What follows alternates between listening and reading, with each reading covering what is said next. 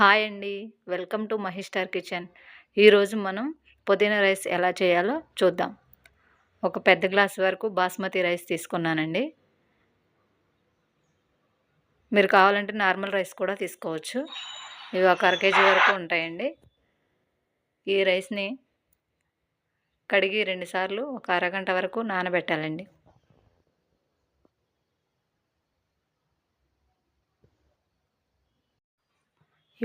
ఇప్పుడు 2 గుప్పెళ్ళు పుదీనాను తీసుకొని కడిగి పక్కన పెట్టండి.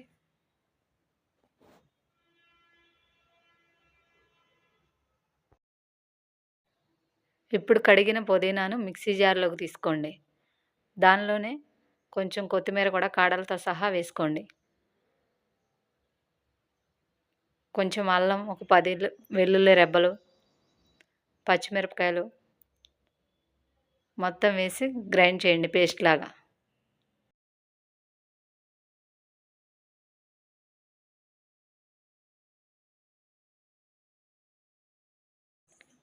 ఇప్పుడు స్టవ్ మీద గిన్నె పెట్టుకుని నూనె వేసి వేడయ్యాక బిర్యానీ ఆకులు, 4 లవంగాలు, 1 ఇంచు దాల్చిన చెక్క, 3 యాలకులు, ఉల్లిపాయ ముక్కలు వేసి వేయించాలి. నేను బంగాళదుంప కూడా వేసానండి. మీకు ఇష్టం ఉంటే వేసుకోవచ్చు, లేదంటే స్కిప్ చేయొచ్చు. అవన్నీ వేగిన తర్వాత మనం మిక్సీ పట్టుకున్న పుదీనా పేస్ట్ని వేసి పచ్చివాసన పోయే వరకు వేయించాలి.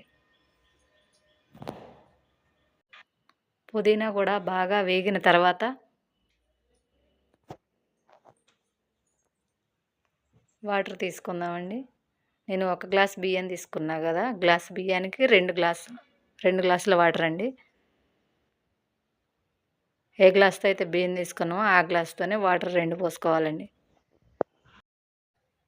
వాటర్ పోసుకున్న తర్వాత ఉప్పు కూడా వేసి ఒకసారి కలిపి మూత పెట్టండి.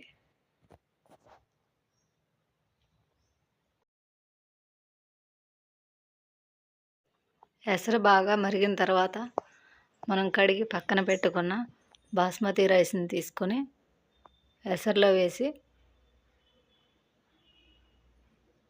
ఒకసారి బాగా తిప్పి మూత పెట్టండి.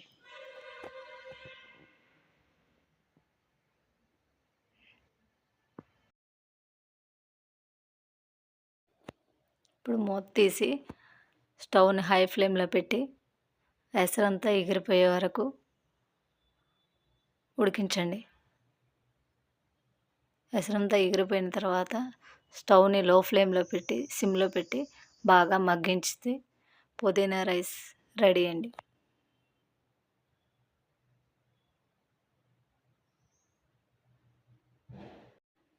హెల్దీ అండ్ టేస్టీ పుదీనా రైస్ని పెరుగు చట్నీతో కానీ బంగాళదుంప కుర్మాతో కానీ తింటే చాలా బాగుంటుందండి. మీకు ఈ వీడియో నచ్చితే లైక్ చేయండి, షేర్ చేయండి, సబ్స్క్రైబ్ చేయండి. థ్యాంక్ యూ అండి.